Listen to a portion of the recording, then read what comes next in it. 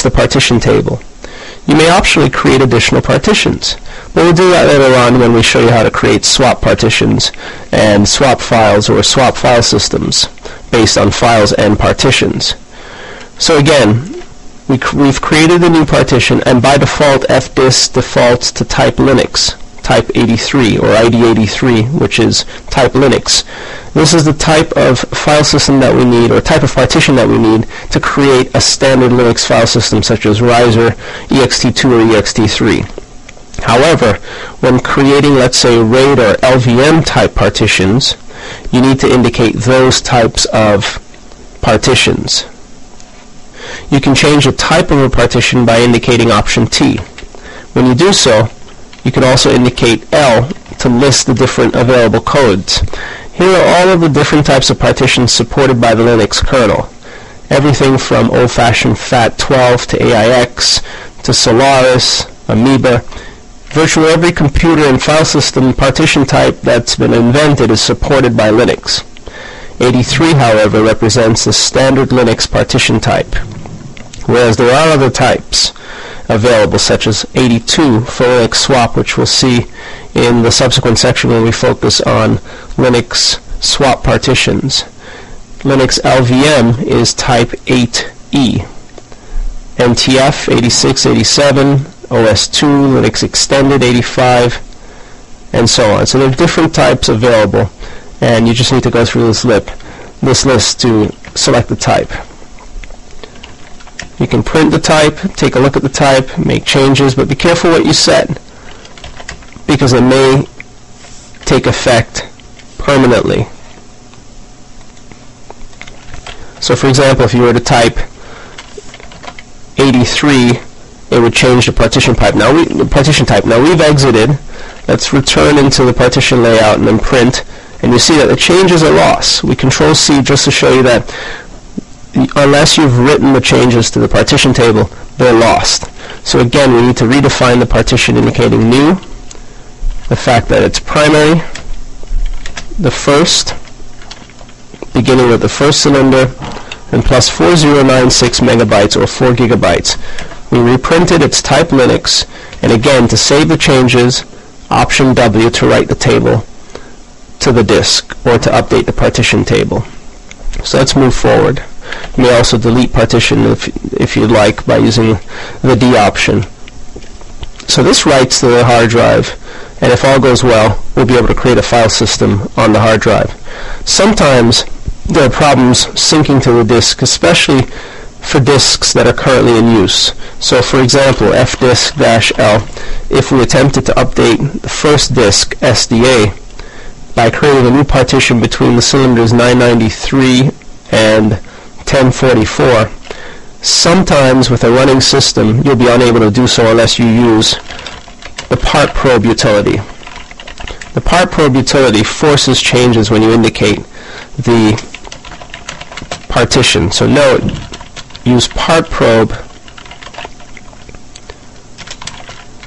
followed by the partition, which is usually dev / and the identifier such as SDB1 to force a write to a hard drive's partition table on a running system. This will ensure that you don't have to reboot to commit the changes when using fdisk, as was the case with older versions of Linux. But in this case, we don't have a problem because we saw that the disks were synced, or the disk was synced with no problems. So that tells us that the partition's available, and when we executed fdisk-L, we saw on the second hard drive dev SDB1. So now the partition's available, but this is known as a raw partition. So we should just note that. Note, fdisk creates raw partitions, which works for some applications such as Oracle and perhaps even MySQL, which provide support for accessing raw partitions. In order to make this partition available to the user community, however, we need to overlay it with a file system such as ext2, 3, RiserFS, JFS, XFS, or one of the many supported file systems. Otherwise, the file system will not be available. In other words, in order to make it show up when we use df-h in the list of available file systems, we need to overlay a file system. So step 3 is to overlay or format the raw partition with a file system. And with Red Hat Enterprise Linux, the standard file system is ext2, or optionally ext3, which is a variant of ext2 with simply journaling turned on to increase availability and recoverability of your storage volume. So to do so, we'll use the make2fs command. The make2fs command creates a file system on the hard drive. We also want it to be an ext3 file system. So oddly enough, you still use the make2fs command, not make3fs, but you simply indicate the J option, and that's lowercase j, to indicate that you'd like to turn on journaling, which renders the partition an ext3 file system. So that's going to be dev sdb1, first partition on the second SCSI hard drive, which is really a SATA hard drive, but it appears using the SCSI nomenclature, since SATA is a cross between old-fashioned IDE ATAPI and SCSI in terms of performance, scalability, so on and so forth. So this will overlay the file system and write the inodes. So overlay, format the raw partition with the file system. This will write inodes to partition. Once we've written the inodes, once make2fs has calculated the inodes and has written it to SDB1, the raw partition, the partition then becomes available for mounting, which will be step 4. And then step 5 is to simply ensure that when the system boots, the partition becomes available. So once we've created a file system, we can determine where we'd like to mount it within the Linux file system hierarchy. Once we've made that determination, we'll update etcfs tabs so that when the system's rebooted, the file system is made available to the user community. So with that said, let's go ahead and make 2fs on dev sdb1. There you see the inodes were written to the drive, the journal is being created, and the file system is being properly applied to dev sdb1. This tells us that it's finished, and the file system will be automatically checked every 30 mounts or 180 days, whichever comes first. But you can always use the tune2fs command to check the file system to be sure that it hasn't lost any data or has any orphans or so on and so forth. In other words, ensuring the integrity of your files. With that said, we can now mount the file system. Let's move to step 4. Mount the file system in the Linux hierarchy. This is an easy step. By default, mount will recognize certain types of file systems such as NFS as well as ext2 and ext3. So there's no need to indicate mount type ext3, for example. You can simply indicate mount followed by the raw partition location, dev sdb1, followed by the place within the file system hierarchy that you'd like to have it mounted. Now this depends on what you want the storage to be used for. So you need to take a look at your root and see what's missing or what you'd like to allocate the storage for. We've pretty much got everything available, from opt to etc to var, you name it, it's available. So if we wanted to create, let's say, a new home mount point, home1, that we'll use for a set of our users, that's a good idea. To do so, make directory /home, make it first. Otherwise, home1 that is, otherwise you'll be unable to mount to it.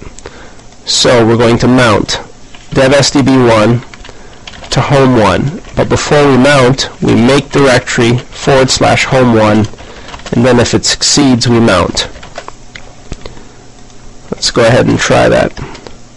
We'll echo the exit status. It's 0, which now means if we execute mount, we'll see home1 is mounted and is available. Here it is, dev sdb1, home1, and it's mounted with the default options of read-write, as are the other ext3 file systems.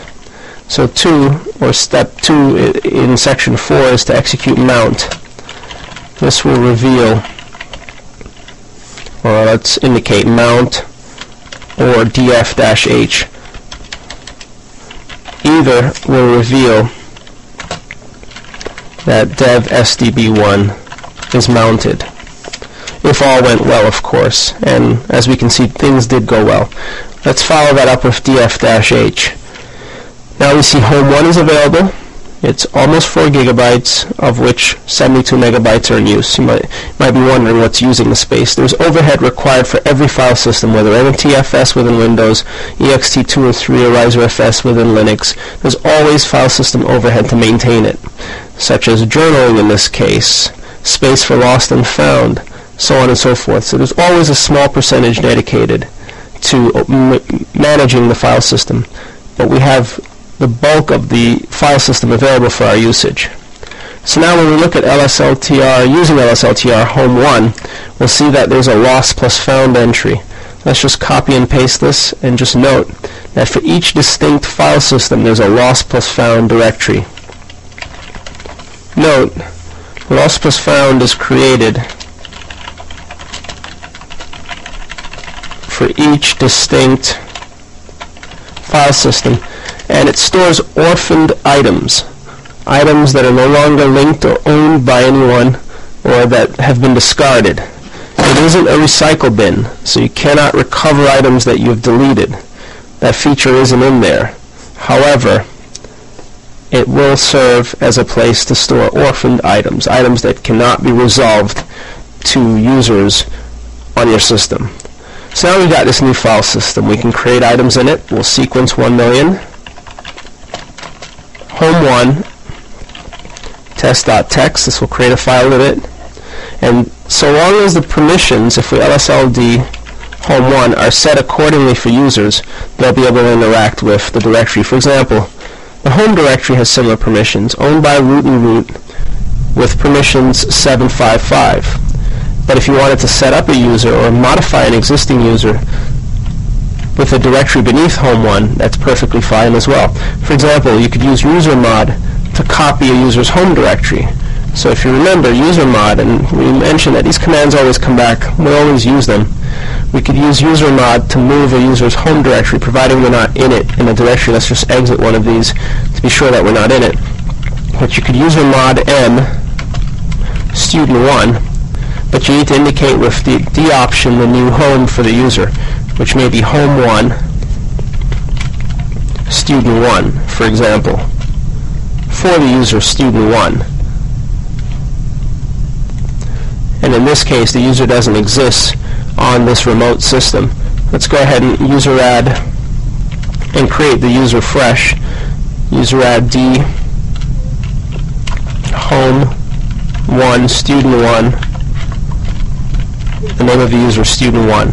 Since we're on a remote server here, it's part of the confusion when you set up users or interact with Linux systems in a shell environment. You never really know where you are on the system unless you pay attention to the prompt.